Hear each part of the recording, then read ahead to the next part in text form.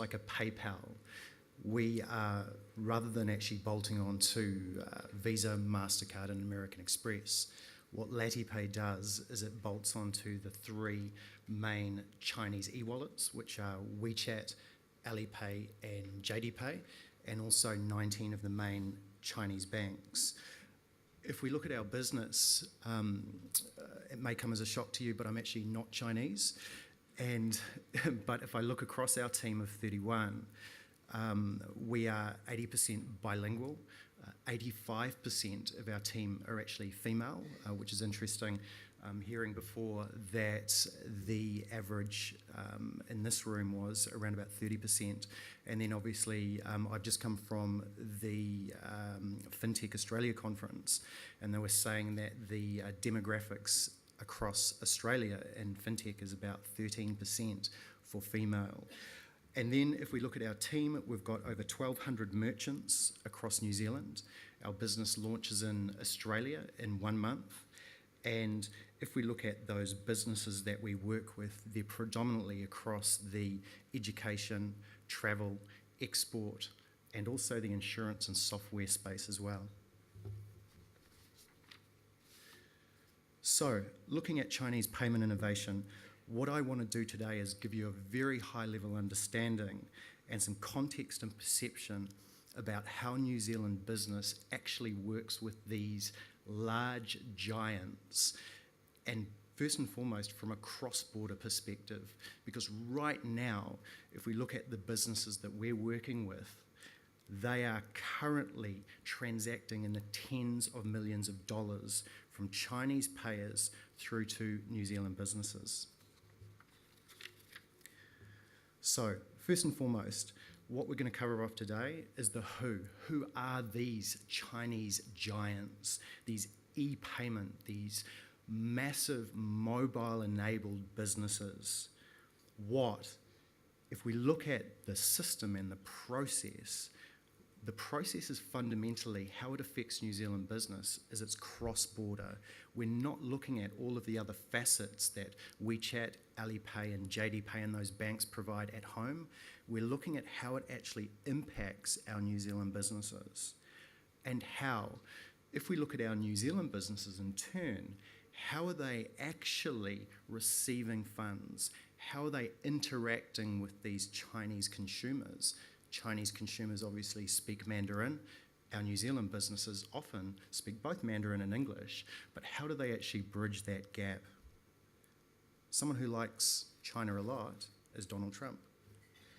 China, China, China, China, China, China, China, China, China, China, China now, China, China. You know, China. I know China very well. China, China, China, China, China, China. China, China, China. Northwest Wisconsin, where I'm from. It's China to me, China. China, China, China, China, China, China, China. You want to buy from China? That's great. Buy from China. Buy toys from China. China in particular. China. China. I have people that I know in China. China. China. China. China. China. China, China, China, China, China, China. I've been saying China, China, China, China, China, China, China, China, China, China, China, China, China, China, China. So that was actually 4 minutes long, but I had to edit it. Amazing. And it's interesting just listening to all of the conversations today and also listening to a number of the speakers. And you'll see that China and innovation seem to go hand in hand. And also, if you look at that progressive space, certainly having come back from Australia from last week at that FinTech conference, they looked around the room and around about 25% of all of the attendees at that FinTech conference had apps like Alipay or WeChat, and those were Westerners. Okay, so if we look at the main players within the Chinese payment space, we have WeChat, Alipay, JDPay, and obviously the 19 main banks. Why do I talk about them in particular? Because that's where LATIPAY has most of its pedigree. Those are the payment systems that we bolt onto, and those are the payment systems that our New Zealand enterprise level merchants are finding the benefits from, are offering to their Chinese payers, and seeing the benefits from that as well. So if we look at WeChat first and foremost, so WeChat have around about 697 million active users.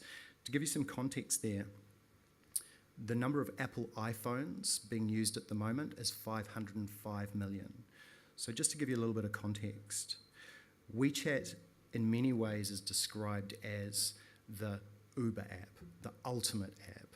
If you can think about Facebook, if you can think about Facebook Messenger and how you use that on a day-to-day basis, and then take all of those extra facets of your life, Uber, shopping, and then actually put within your application a payment wallet, that's what WeChat is. Often it's compared to Facebook.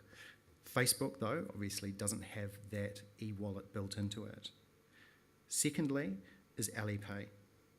So Alipay is probably, from a New Zealand perspective, within the Western space, the one that we're most familiar with.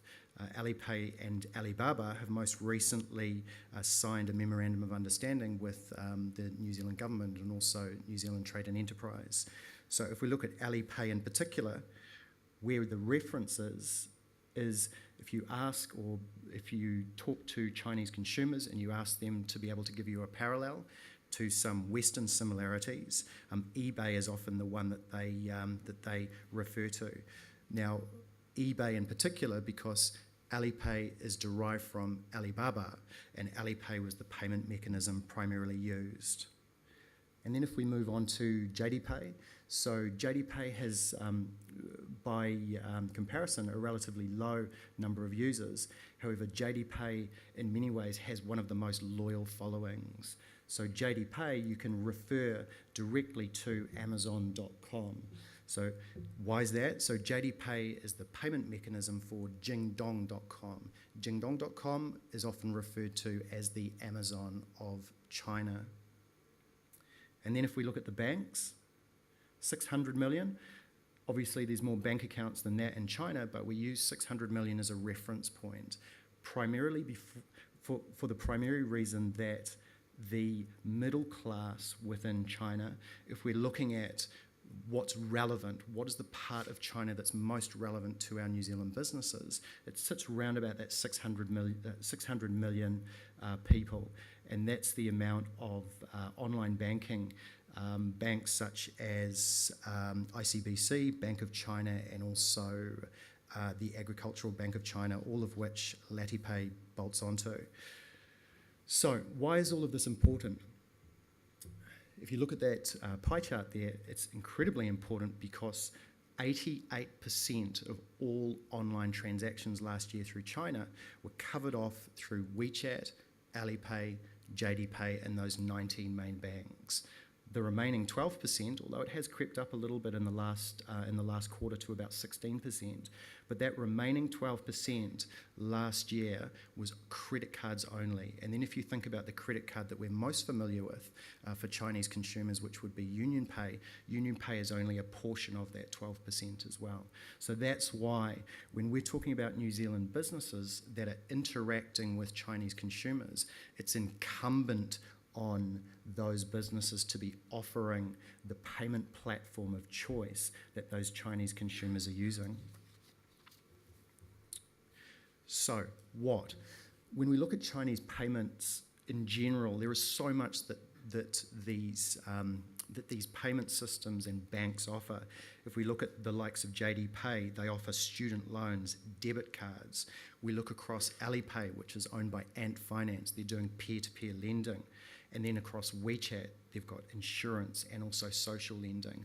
But what we need to do from a New Zealand perspective is really focus on the part that is most relevant to our New Zealand merchants, and that is the cross-border portion.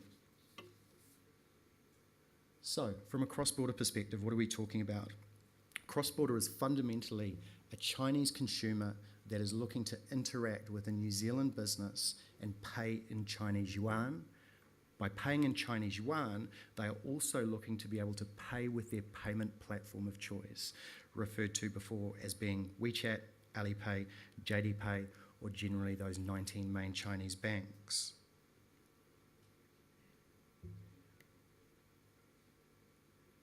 How? There are three primary ways that New Zealand businesses interact with these Chinese giants. Invoicing, cross-border e-commerce, and physical stores. So if you look at invoicing, in the context of a business, how might that look? That could be a financial controller looking to receive funds directly from a Chinese small business or consumer. Cross-border e-commerce is relatively simple. That again could be a New Zealand business hosting a website here in New Zealand that's in turn interacting with Chinese consumers, either direct or indirect traffic. And then physical stores, that's the point of sale.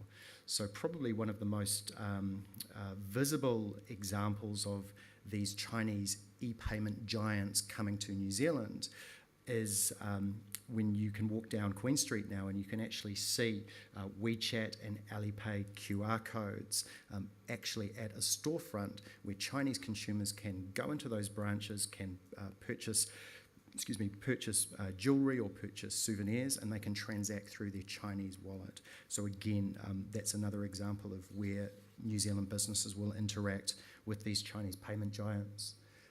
So what type of businesses and what type of partners does LATIPAY see in the New Zealand market?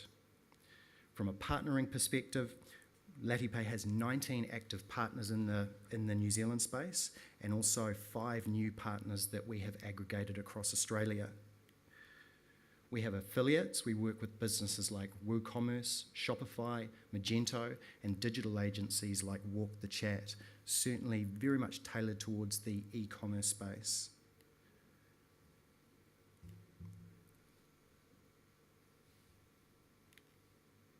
There we go.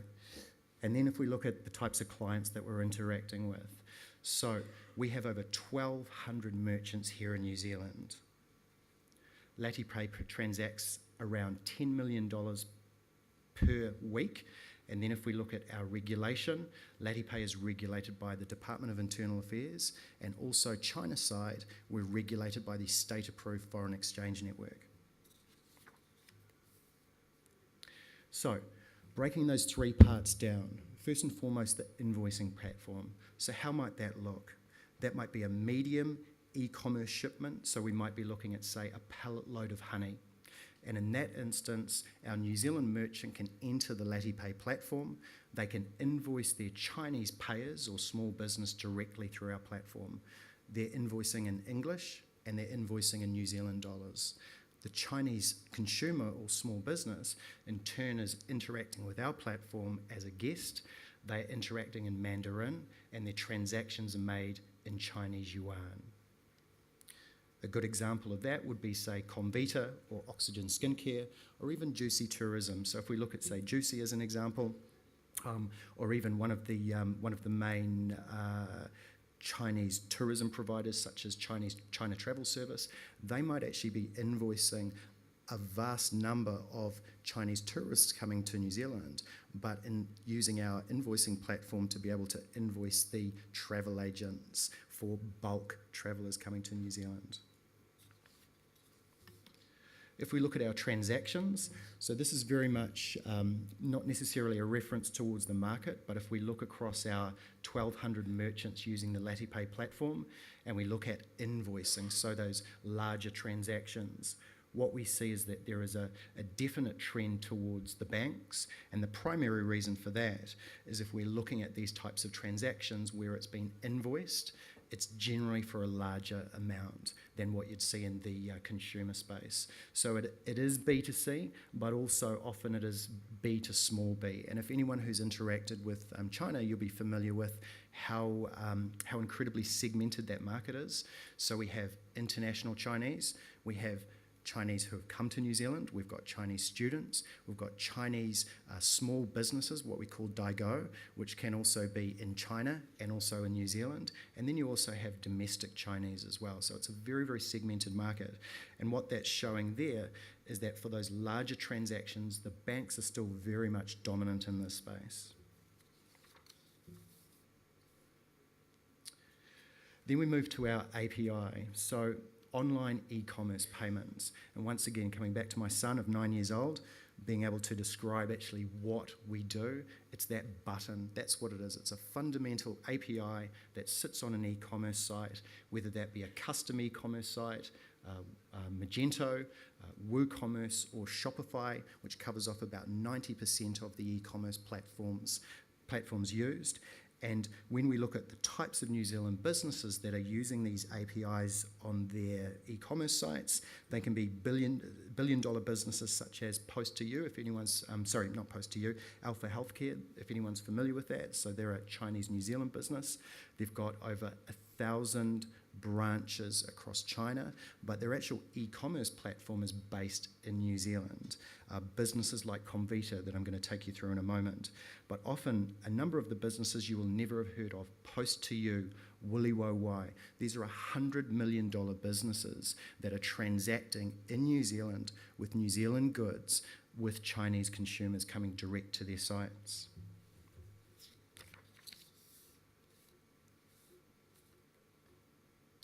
Okay, so just a little bit of a walkthrough. So how does our API look?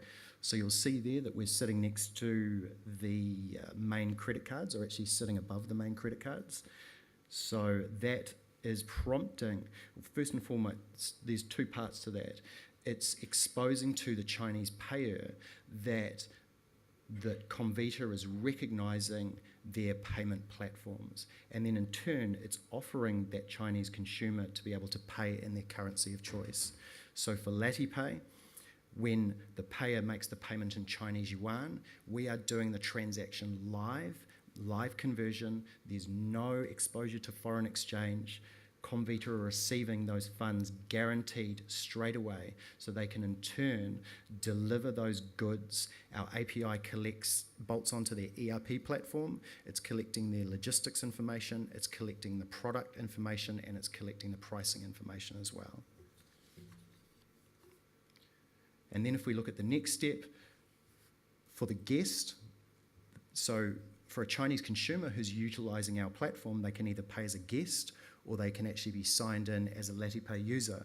So for a guest, they're then exposed to the ability to be able to pay with WeChat, online banking, Alipay or JDPay. And then once they've selected that, then they're taken to a QR code, which is a tokenized transaction. So that consumer will do one of two things. If we use WeChat as an example, with the exposure of that QR code, if the consumer is transacting on their phone, once that QR code is exposed, it will take them immediately into app, so into their WeChat app, and they can make the transaction in-app. Or if it's on a desktop, the consumer will in turn pull out their WeChat and they will take a photo of that QR code, and they will in turn get confirmation on their phone, and also the desktop will confirm that the transaction's been made as well. So if we look at our LATIPAY e-commerce transactional breakdown, so as an example, if we were to take 1,000 transactions, say over the last 5 minutes through the LATIPAY platform, and break that down, how does that actually look? So JDPay will have around 19% of all of those transactions, which may not seem like a lot, but it's actually, if you put it in context of those larger e-commerce giants, it's quite significant. And one of the reasons for that, again, is that JDPay runs some very, very strong loyalty rewards, and also in turn will work with their e-commerce providers to actually drive traffic.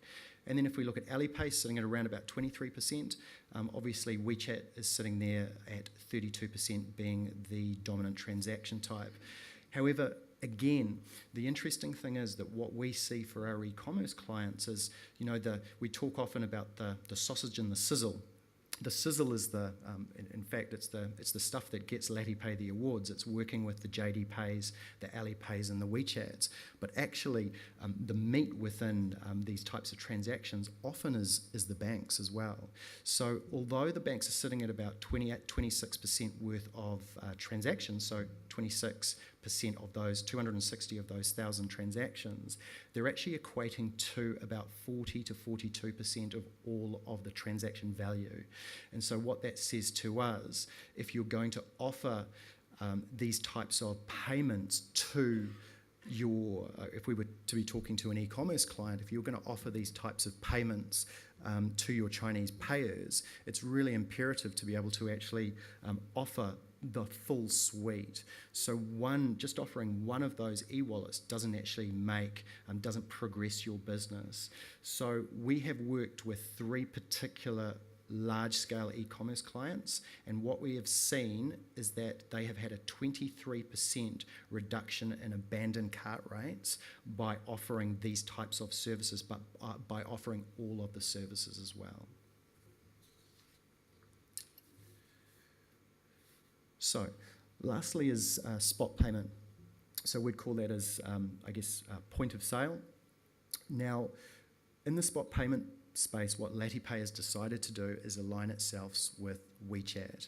And the primary reason for that is that this allows us to be able to provide a fully customized solution to our clients. So in all of the instances, what LATIPAY is providing, or in many ways where our growth has been, is that LATIPAY is actually providing a customized solution. So it's the technology wrapped around these particular e-wallets and also the banks. So if we look in the space of the API, what we're offering to the market, where we think about, say, Comvita in their branches or their stores, and might be at the airport, where a Chinese consumer is coming in, we're specifically offering a customized point of sale solution that sits on either a phone or a tablet. That customized solution has their branding. That customized solution has the ability to integrate all of their stock options. And that transaction, when it happens, is live for Comvita. But also built within our platform, we have the ability for Comvita to be able to ascertain where did that transaction come from, what branch did it come from. So it's not like I said, an out-of-the-box solution, an out-of-the-box payment solution.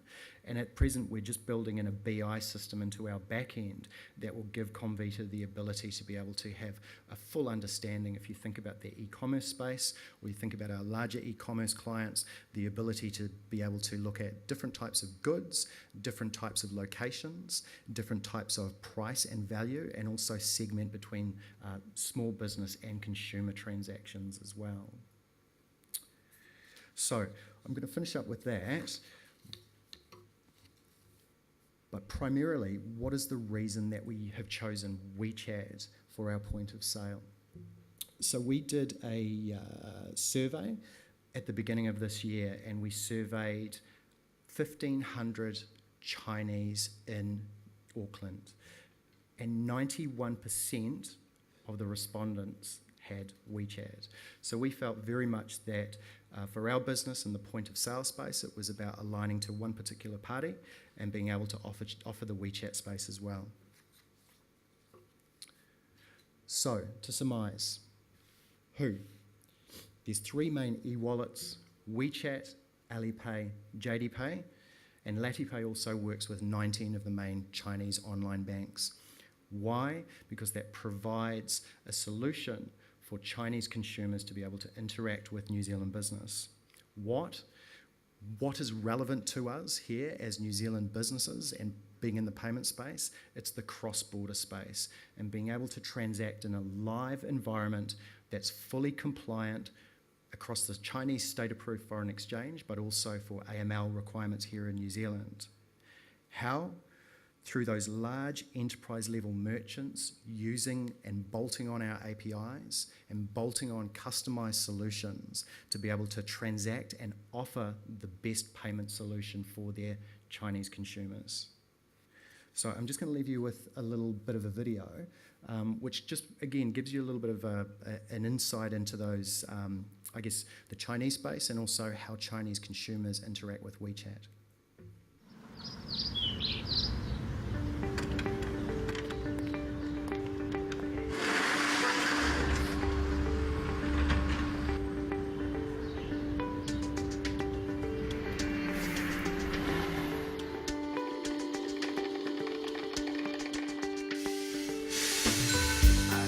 你透过它收获了无数惊喜。微信支付。好的。你发现新鲜有趣的变化。So that's the QR code. 你享受时尚休闲的生活。你体验无处不在的便捷。你感受贴心服务的温暖。你的时间更加随心。你们彼此更加亲近。每天超过2亿人通过它 And so 享 that's 受 called 生活 Red 的智 Packet. 慧。期待更多的你们选择它，体验智慧的乐趣。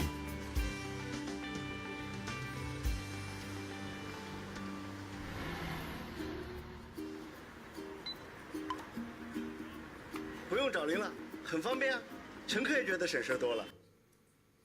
Yeah, and just on that red packet as well, if you look at built into the WeChat is a function called red packet where you can actually gift funds between parties. It's fantastic, and you can have a group of say 9 or 10 individuals in your group, and you can just decide to actually gift through that, and everyone gets a random amount.